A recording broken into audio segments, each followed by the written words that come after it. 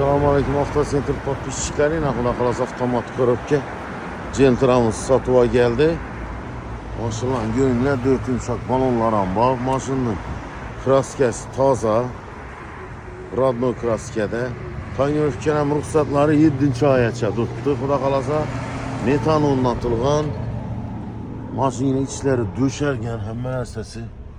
Çukurları poliki, monitorlaram koyulgan, kameralar zadni vid, Magicar signalizatsiyalar neçe tuttu. Maşın düzülgen, kıskası hemen əsas təyyar. Bunun narxı 144 milyon son bolsa naqd pula bərlərim. İkiləm çıxırdı kızı kursura 3 yıllık eldinden 0 son bilen çıkadı. 5 yıllık 4 milyon son bilen çıkadı. Gayın atarısla eddimli bolalı olacaq. Mənzilimiz Xanqa yolunda 9'un axırında Avtocenter Kapital Bank